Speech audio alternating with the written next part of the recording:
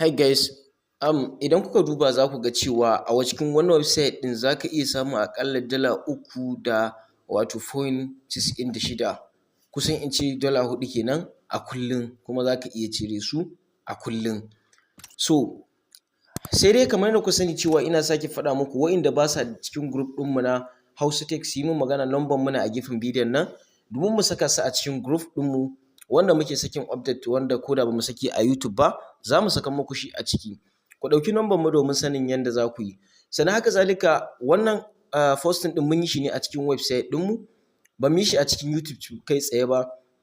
Abinda za ka yi idan kana cikin group ɗin za ka danna kan wannan link ɗin so zai kai ka direct zuwa site ɗin. Idan kuma baka da shi so za ka shigo cikin browser for now kai misali sabo za ka nemi browser kamar yadda kuke gani haka misali kamar yadda kuke gani haka wannan browser za mu shige ta kamar haka ko kuma in ce mu nemi wata browser haka misali Chrome ga normal Chrome nan so bari mu shige ta haka sai mu searching ɗin website ɗin Hausa okay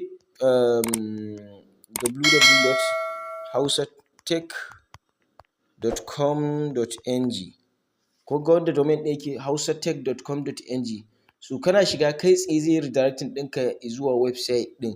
Muna sakin update sosai da sosai a ciki sosai da sosai. So idan ya zo zai kawo maka haka so kai tsaye dole sai kai clicking ɗin ɗaya daga cikin nan ko watch ko download ɗin nan sannan zai iya wucewa da kai directly. So za ka yi clicking ɗin wani abu daga ciki so bayan ka yi clicking ɗin wani abu daga ciki zai dawo da kai baya so daga nan zai baka damar da za ka shiga cikin website da cikin posting ɗin.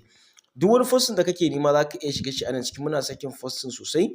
Idan muka shiga wajen category ɗin nan za ku ga muna koyar da abubuwa da yawa abin da suka shafi update ɗin mining, online update, trading, KYC, web development, cyber security, hacking skills, breaking news da dai sauransu duka.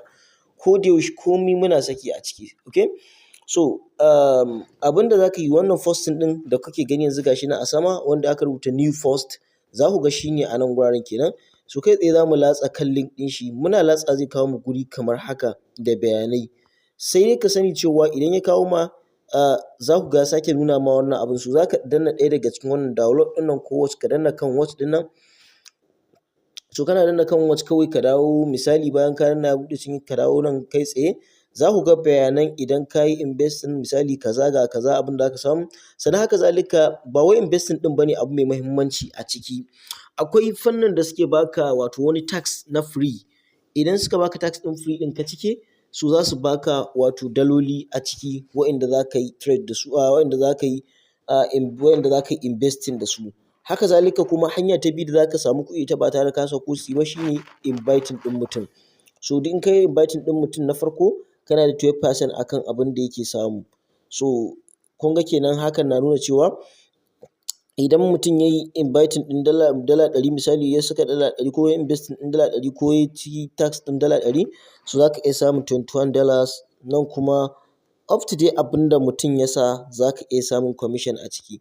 So abin da za mu yi for now yanzu kan ɗan click ɗin nan za ka danna so kana danna kan ɗan click zai kai ka directing zuwa wato site ɗin domin ka yi register da sauransu. Duka yanda za ka kenan sai ka je ka yi register complete idan kuma baka san yadda za ka yi ba register kai tsaye za ka latsa kan bidiyo gashi nan kana latsa shi bidiyon zai fara maka showing akan abubuwa da yawa a ciki waɗanda za ka amfana da su kamar yadda kuke gani haka kenan. Sannan haka zalika site ɗin nan muna sakin update kullum sai mun saki. So kowane kake da ra'ayi za ka iya shiga ka gani ka je ka duba ka gani so ka iya samun damar shigar su. Okay? So mun gode sai idan mun haɗu da ku a next video. Kada ku manta dai mana share, like and subscribe. Okay?